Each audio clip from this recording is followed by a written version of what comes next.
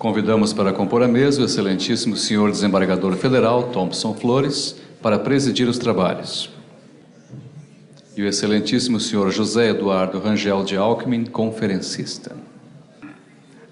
Com a palavra, o excelentíssimo senhor desembargador federal Thompson Flores. Prezado ministro José Eduardo Rangel Alckmin, é um privilégio do nosso tribunal termos a presença de Vossa Excelência, e o tema que lhe foi destinado foi justamente a hermenêutica no direito eleitoral. O ministro Alckmin é um dos mais conceituados advogados do Brasil em matéria eleitoral. É um dos mais conceituados advogados, inclusive em matéria eleitoral. Foi ministro do Tribunal Superior Eleitoral na classe dos juristas e teve o privilégio de poucos. Fez parte de um tribunal que, anos antes, havia sido integrado e presidido pelo seu pai, o saudoso ministro José Geraldo Rodrigues Alckmin. Quem for estudar a história do Supremo Tribunal nos últimos 50 anos, um capítulo muito especial será dedicado à história do ministro Rodrigues Alckmin, cujo centenário de nascimento está se avizinhando, né, em 1915. É um grande prazer, então, tê-lo aqui, ministro Alckmin. Desde já, passo a palavra a Vossa Excelência e mais uma vez agradecendo ter aceito o nosso convite. Eminente desembargador Thompson Flores, senhores participantes, quero inicialmente registrar a minha maior satisfação de comparecer esta tarde, atendendo a um convite de alguém que estou ligado, inclusive, pelos laços de amizade de família, já que seu avô, também ministro do Supremo, foi um dos grandes amigos de meu pai, e tenho certeza que, em grande parte, essa amizade é que me fez estar aqui hoje, pelo honroso convite que me foi feito, e compareci com muito grado para trocar algumas ideias a respeito da hermenêutica do direito eleitoral. E já entrando na nossa abordagem, temos que convir que vivemos dias particularmente preocupantes no que diz com o nosso cenário político e eleitoral. Há uma constante preocupação e agora já manifestações muito eloquentes a respeito da insatisfação com que, pelo menos parte da população, devota àquilo que é hoje o exercício do poder por parte dos mandatários que vêm sendo eleitos nesse regime que merece, sim, uma revisão talvez urgente para que possamos caminhar de uma forma mais segura. E isso, inclusive, afeta exatamente o que é o cerne da nossa preocupação nesse encontro, que é a abordagem, ou digo melhor, é a hermenêutica do direito eleitoral. Hoje há um grave problema, devemos convir, em relação à segurança jurídica. Exatamente esse momento de pós-positivismo, em que se admite à larga que valores axiológicos vêm imprimir a interpretação, pelo menos ao ver do intérprete, a melhor das normas, acaba gerando uma grande margem de insegurança jurídica no campo eleitoral. E é essa reflexão que venho propor aos senhores. Em que medida realmente essa busca de afirmação de valores axiológicos que são, por natureza, sempre muito pessoais, acabam afetando a firmeza que deveria haver nessas questões que envolvem assuntos importantíssimos, que são exatamente as leis eleitorais. Então, eu faço aqui referência a alguns tópicos, apenas para ilustrar o que realmente me preocupa no momento. Um tema que foi muito debatido e que todos devem ter acompanhado é a questão da fidelidade partidária. Fidelidade partidária que, no regime constitucional anterior, era absolutamente exigida dos parlamentares e daqueles integrantes do cenário político, inclusive com a previsão de perda de seus mandatos, no caso da prática daquilo que a lei viesse a definir como infidelidade partidária. Com o regime de 88, houve exatamente a reação àquela realidade própria do regime militar, vendo na fidelidade partidária um instrumento de dominação dos governantes, daqueles parlamentares que davam base de sustentação política ao regime. Então, como reação, acabou-se abolindo expressamente a infidelidade partidária como causa de perda do mandato político. No começo da vigência da Constituição de 88, houve um mandado de segurança impetrado no Supremo Tribunal Federal, em que um partido sustentava a tese de que a fidelidade haveria de ser, de qualquer maneira, observada, já que no artigo 17 da Constituição Federal está posto que os partidos as agremiações partidárias devem prever em seus estatutos regras de fidelidade partidária. Mas o Supremo, na época, entendeu, por larga maioria, que não seria o caso de se restaurar ou se exigir fidelidade partidária, dando àqueles detentores de mandatos parlamentares ampla liberdade para poderem livremente mudarem de partido, e isso ficaria, ao fim, a cabo do eleitor avaliar se aquela foi uma atitude correta ou não. O que aconteceu? E é interessante ver esse evoluir das coisas, do cenário social. Começou a haver um verdadeiro abuso por parte de parlamentares que mudavam de partido sem nenhuma justificativa plausível. Havia casos já, um pouco antes do julgamento histórico do Supremo Tribunal Federal, o caso de um deputado que, antes de tomar posse, da eleição até a sua posse, trocou 3 vezes de partido. Então, de fato, era uma situação que merecia uma intervenção. E ela veio.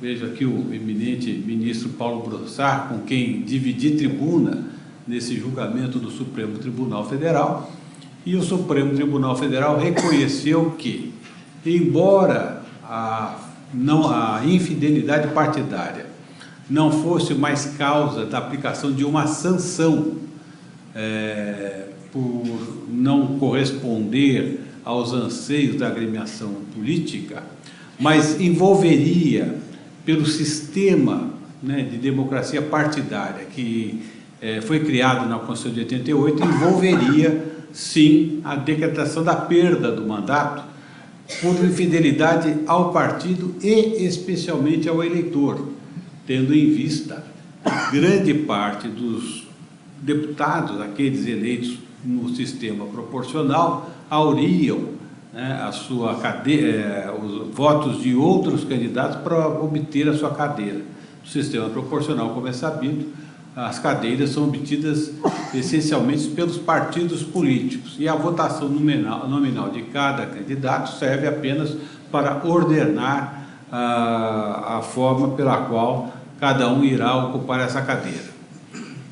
Então, o Supremo Tribunal Federal, atento a essa realidade, gizou o seu entendimento dizendo que não é possível o parlamentar ser infiel não tanto ao partido, mas principalmente ao eleitor.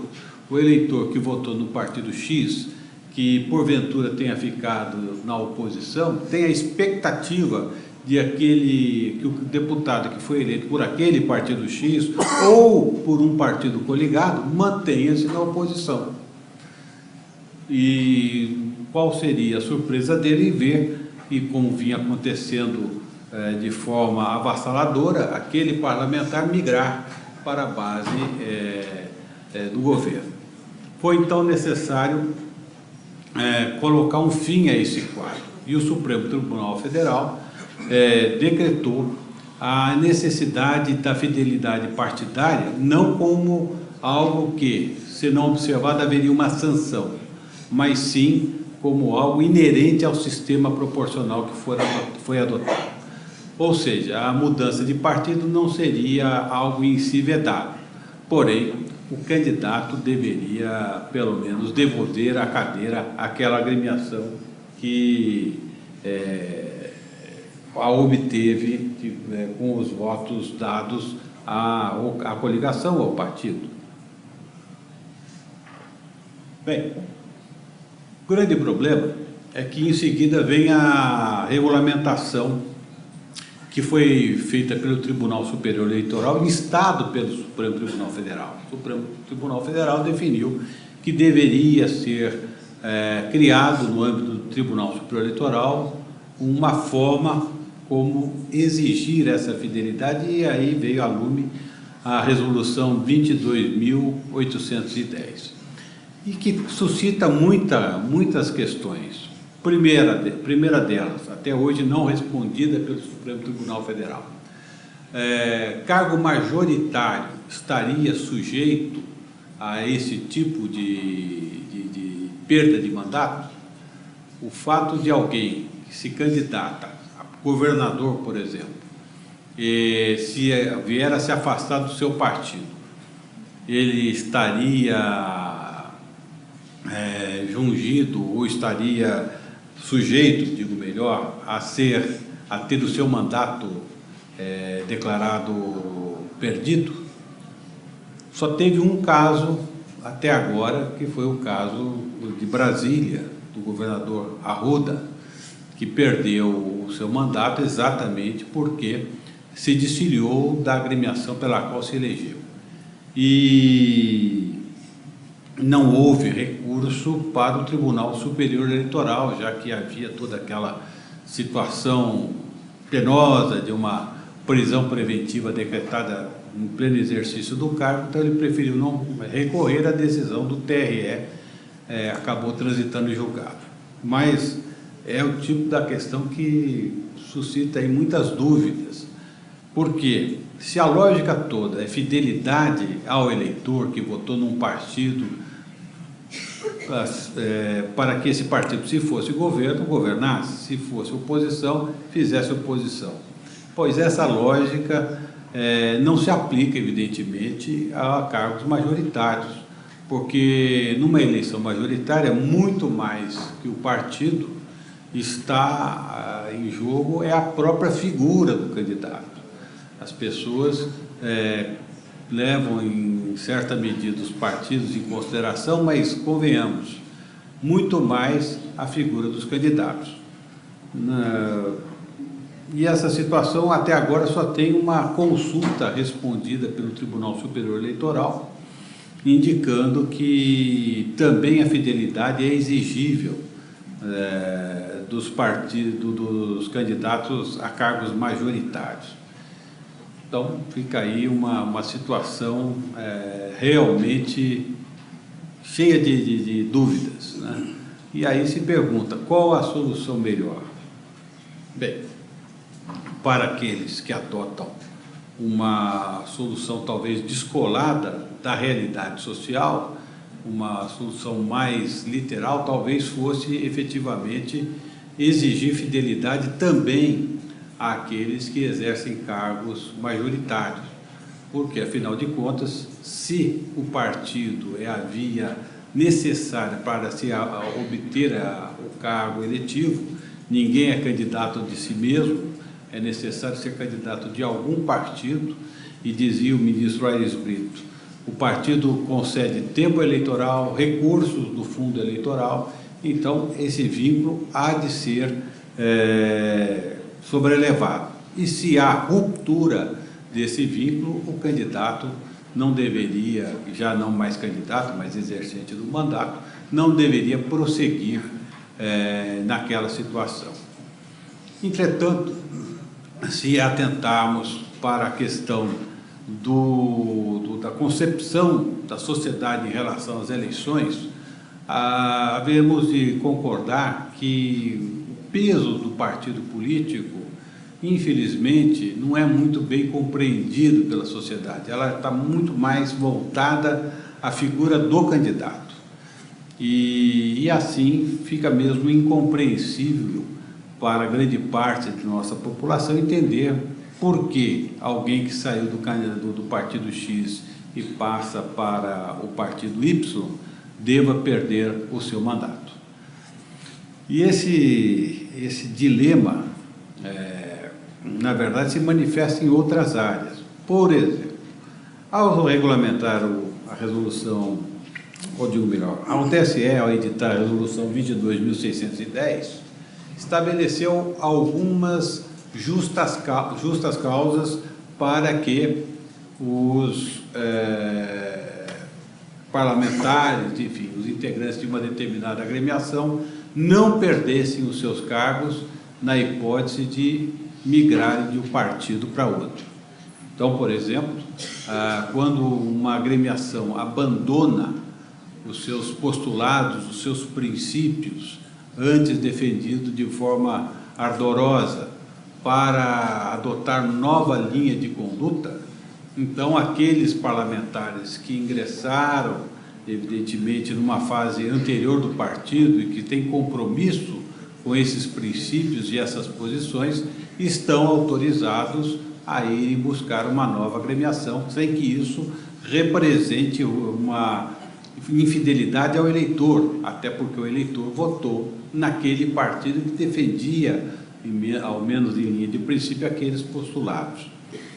Outra situação que permite a mudança de partido é quando alguém sofra, dentro da sua agremiação, uma discriminação absoluta, uma discriminação injustificável, quando, por exemplo, alguém é candidato viável e é cerceado por todos os meios, por lideranças do partido, para evitar que ele possa alçar outros voos, se candidatar a outros postos, né?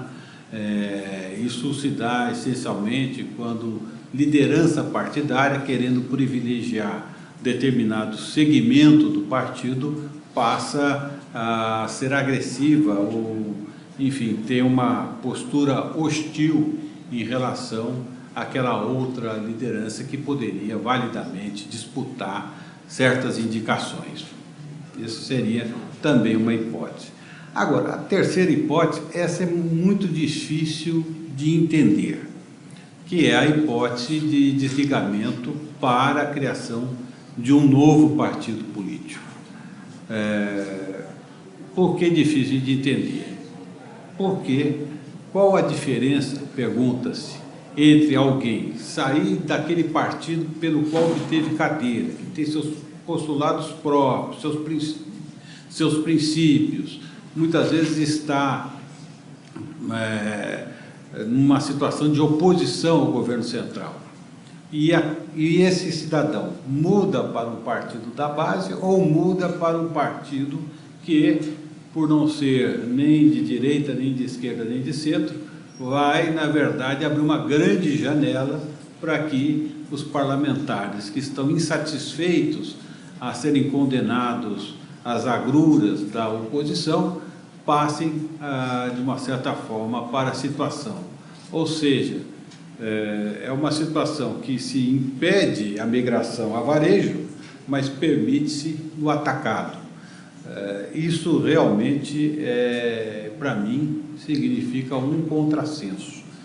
Talvez reminiscências, e aí dirá melhor o nosso ministro Brossard, reminiscências do tempo do governo militar, porque recordemos que a infidelidade partidária foi severamente punida até o pacote de abril de 1977, quando, por engenharia política do general Golberito Couto Silva, o grande mentor dos causuísmos eleitorais,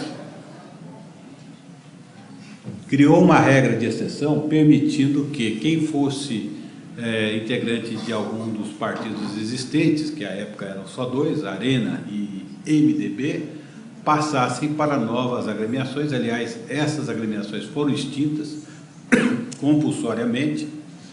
Na época, obrigou-se que esses dois partidos passassem a ostentar em seu título a partícula partido, razão pela qual o MDB passou a ser denominado PMDB, como uma forma de resistir àquela imposição. Não se quis permitir a descaracterização do partido de oposição, que tinha prestígio crescente na época. Me perdoe. Mas a secura de Brasília tem esse condão de irritar a garganta de qualquer um.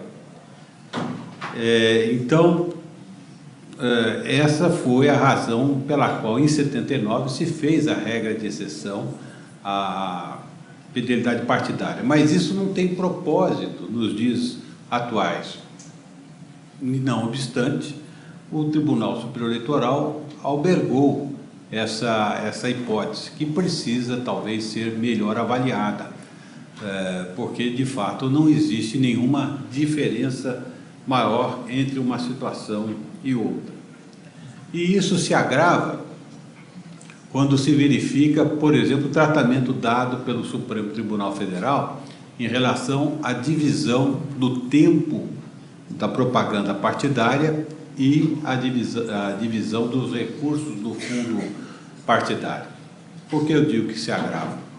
Porque uma das coisas que mais se criticava ao tempo em que era livre a movimentação dos parlamentares era exatamente essa mercancia do fundo e do tempo de televisão.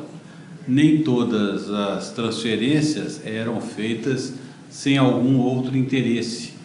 E isso era um grave problema, porque alguns parlamentares tinham seus passes quase que adquiridos como jogadores de futebol, né, dependendo da situação.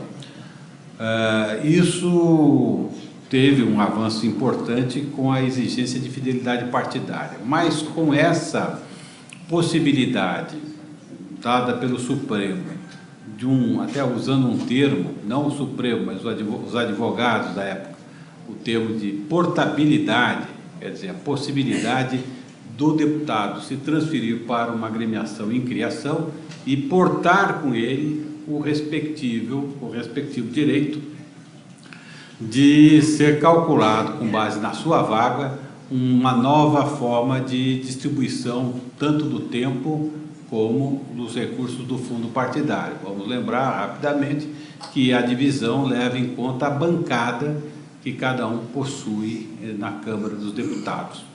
Então, mostra aí que também essa hermenêutica do direito eleitoral, no que tange a esse assunto, mais uma vez, ela varia. Qual a razão de se entender que isso seria admissível? Exatamente dizer que o eleitor vota, antes de tudo, no partido, no candidato, melhor, e não no partido, e que, então, é natural que, se aquele deputado muda de partido para um partido em criação, aquela cadeira que ele obteve deva ser computada para efeito do tempo do outro partido, do Partido Novo. Para mostrar o estado de grande insegurança jurídica que se tem. E agora temos aí uma outra discussão, também tangencia esse tema, que é o exame de se a fusão de partidos políticos significa ou não a criação de um novo partido. Isso está na ordem do dia, deve ser julgado em uma dessas próximas sessões do TSE, mas uma vez admitido que é possível a criação de novo partido, pergunta-se, dois partidos existentes anteriormente, se resolverem se fundir, essa fusão, o resultado dessa fusão é um partido novo ou, na verdade, são os dois anteriores partidos que passam a ter uma nova conformação? deixo aos senhores a reflexão sobre o tema. Na verdade, em princípio, imagina-se que deva ser entendido como um novo partido, já que não se trata nem integralmente do partido A e nem integralmente do partido B. É uma nova forma de criar-se aí um partido praticamente novo, sem passar por aquela fase de apoiamentos necessários, até porque os partidos já possuíam esse apoiamento anteriormente. Mas, enfim, é uma discussão que ainda se vai travar. Outro tema também que mostra a necessidade de se avaliar se há uma correta hermenêutica no direito eleitoral, diz com a renovação das eleições, quando mais da metade dos votos dados acabam sendo anulados, quer porque o candidato não obteve registro, quer porque perdeu o seu diploma em função do abuso do poder econômico, do abuso do poder político ou de outro ilícito, como captação vedada de sufrágio, conduta vedadas aos agentes públicos. Uma vez afastado do cenário aquele candidato que foi o vencedor das eleições, nos municípios em que não há segundo turno, normalmente se verifica se o número de votos dados àquele candidato que foi punido supera a metade. Se superar, a nova eleição. Mas se não se superar, convoca-se o segundo colocado. Entretanto, essa norma que está inscrita no Código Eleitoral, no artigo 224, seria compatível com o princípio da democracia, ou seja, o princípio da democracia é o princípio da maioria. É possível uma comunidade que disse não a um determinado candidato porque escolheu outro, passar a ser governada pelo segundo colocado contra a vontade da maioria? Isso estaria conformado ao princípio da maioria, ao princípio da soberania do voto? Essa é uma questão que urge ser respondida. Aliás, na verdade, todas as propostas de reforma política que agora se tramitam no Congresso estão adotando essa necessidade de sempre se renovar o pleito. Isso é particularmente dramático quando se verifica eleições em segundo grau, em segundo turno, aquelas que envolvem governadores, por exemplo. Na eleição em 2 turnos, 2 candidatos, então, caso não haja uma maioria clara no primeiro turno, vão disputar o segundo turno.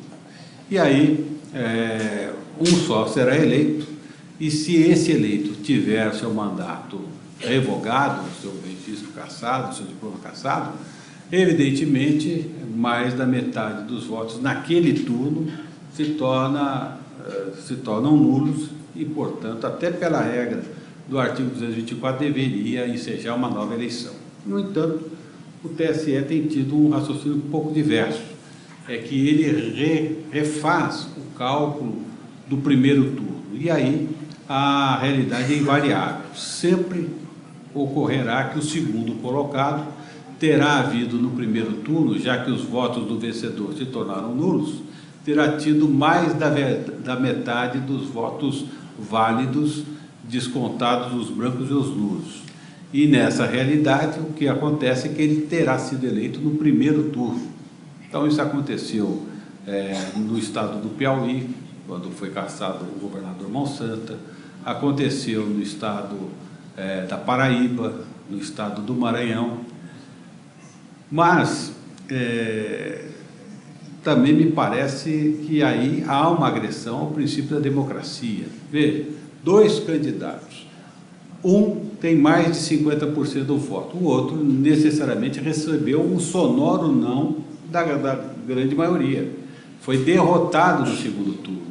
Aí é lógico que esse candidato vai passar a governar aquela comunidade que disse um sonoro não a ele, não é nem razoável. E, mais do que isso, atentatório ao princípio democrático. Uma vez, conversando com um integrante da Corte, ouvi dele o seguinte raciocínio: mas não há castigo maior para aquele que praticou o ilícito eleitoral de ver o seu opositor assumir a cadeira que estava em disputa.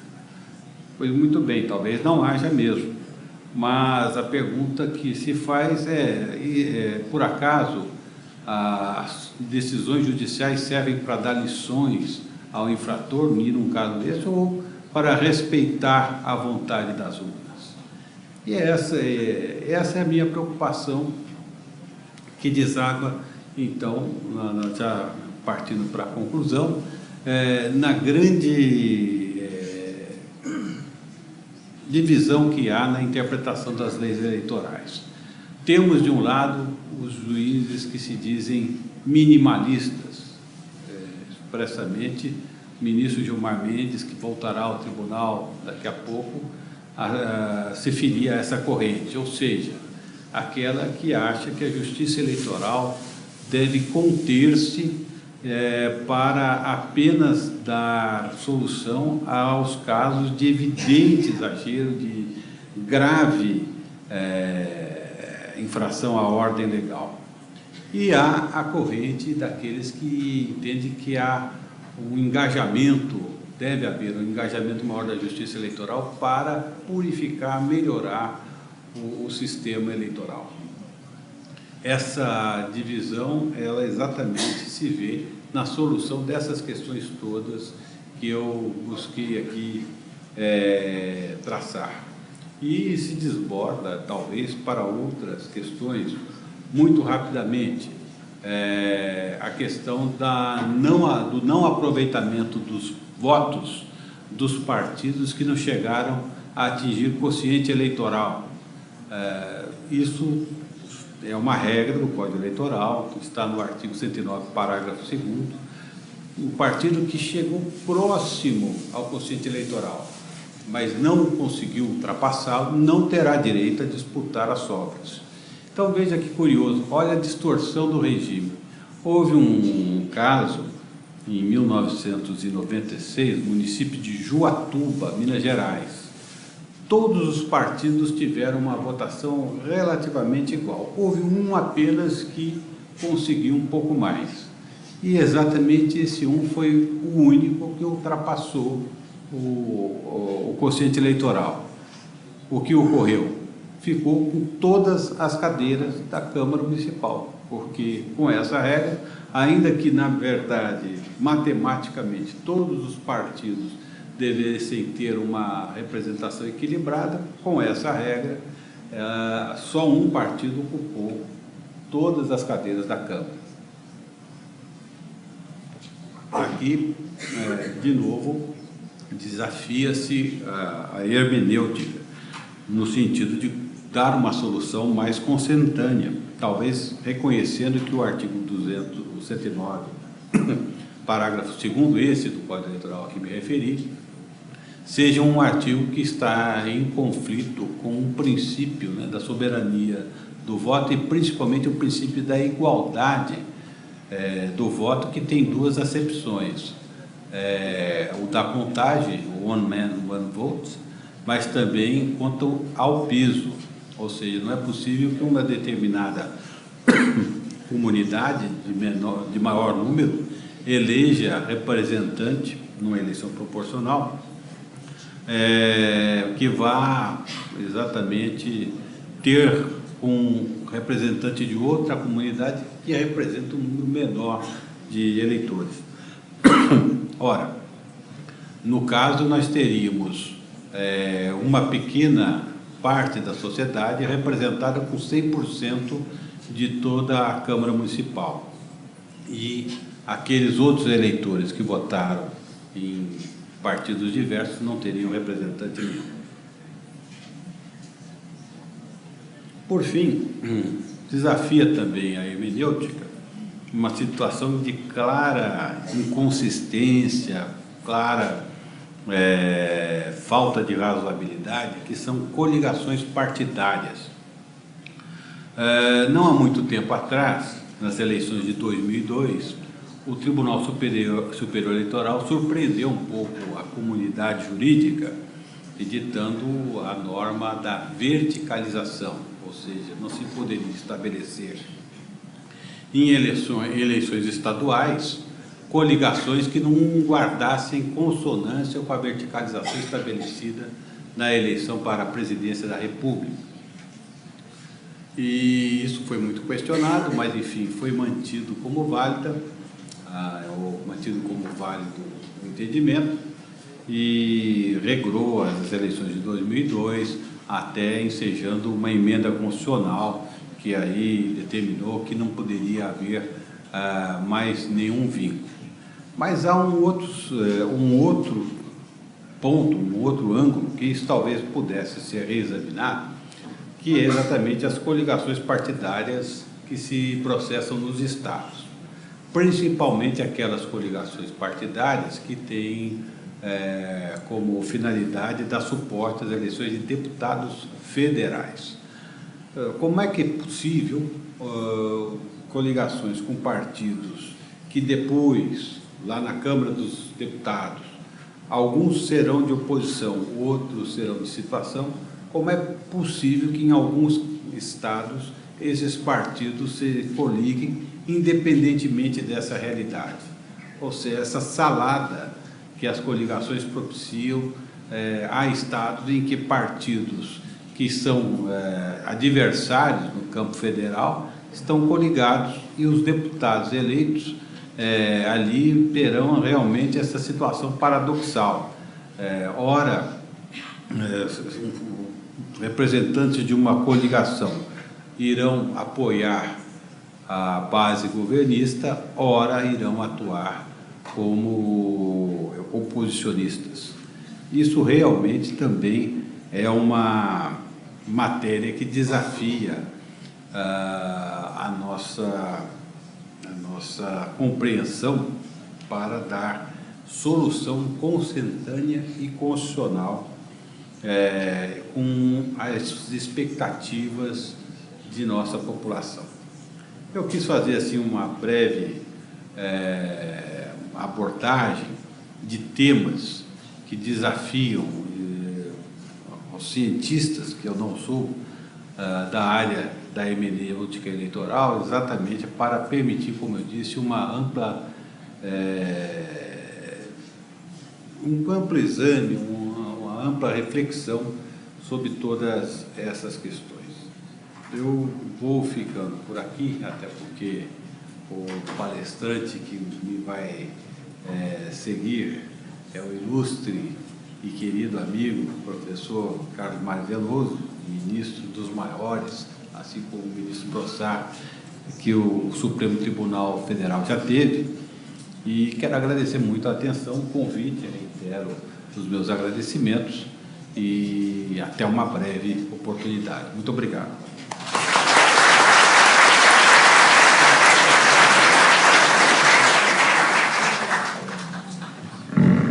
Ministro Alckmin, em nome da escola e do próprio tribunal, eu agradeço a presença de Vossa Excelência aqui.